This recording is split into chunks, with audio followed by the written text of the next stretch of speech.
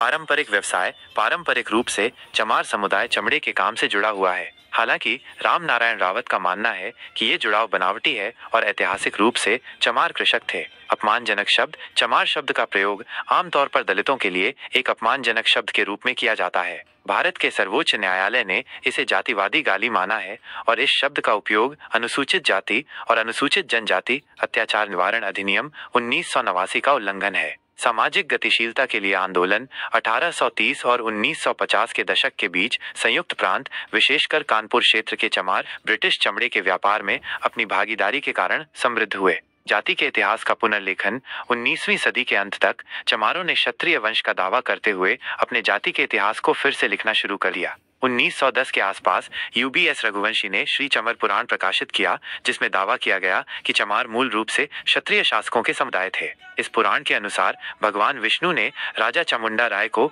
वेदों को पढ़ने के लिए श्राप दिया था, जिसके कारण उनके वंशज चमार बन गए। चमारों के एक वर्ग ने जाटव के रूप में क्षत्रिय का दर्जा प्राप्त करने का दावा किया और अपने वंश को कृष्ण से जोड़ा। जाटव वीर महासभा नामक संगठन ने इस तरह के दावे करते हुए कई पर्चे प्रकाशित किए और निम्न स्थिति वाले चमारों से भेदभाव किया। आदि हिंदू आंदोलन 20वीं सदी के शुरुआती भाग में स्वामी अच्युतानंद एक प्रभावशाली चमार नेता थे। उन्होंने ब्राह्मणवाद विरोधी आदि हिंदू आंदोलन की स्थापना की, जिसने निचली जातियों को भारत का मूल निवासी बताया, जिन्हें आर्य आक्रमणकारियों ने गुलाम बना लिया था। चमार समुदाय के सामाजिक गतिशीलता के प्रयासों और पहचान के पुनर्निर्माण के बारे में और जानकारी इस प्रकार है।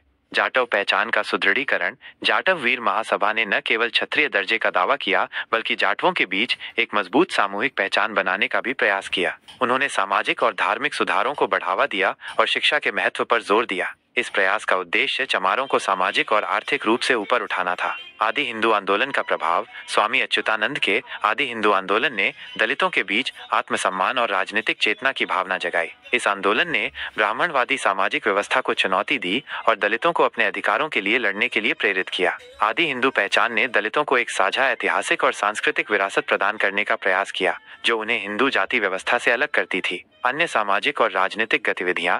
20वीं सदी के पूर्वार्ध में चमार समुदाय के कई अन्य नेता और संगठन उभरे, जिन्होंने उनकी सामाजिक और राजनीतिक उन्नति के लिए काम किया। उन्होंने शिक्षा, रोजगार और राजनीतिक प्रतिनिधित्व की वकालत की। स्वतंत्रता के बाद। भारत की स्वतंत्रता के बाद दलितों के लिए संवैधानिक सुरक्षा और सकारात्मक कार्रवाई की नीतियों के बावजूद चमार शब्द का अपमानजनक उपयोग जारी रहा। हालांकि जाटव जैसे कुछ उपसमूहों ने शिक्षा और राजनीतिक सक्रियता के माध्यम से महत्वपूर्ण सामाजिक और आर्थिक प्रगति की है। उत्तर प्रदेश की पूर्व मुख्यमंत्री मायावती, जो एक जाटव हैं, दलितों के राजनीतिक सशक्तिकरण का एक प्रमुख उदाहरण है। पहचान का जटिल स्वरूप। चमार समुदाय के भीतर पहचान का मुद्दा जटिल है। कुछ लोग चमार शब्द को पूरी तरह से अस्वीकार करते हैं, जबकि अन्य ऐतिहासिक संदर्भों में इसका उपयोग करते हैं। जाटव जैसी उपजातीय पहचानें मजबूत हुई हैं, लेकिन व्यापक दलित पहचान का सवाल अभी भी जारी है। संक्षेप में 19वीं और 20वीं शताब्दी में चमार समुदाय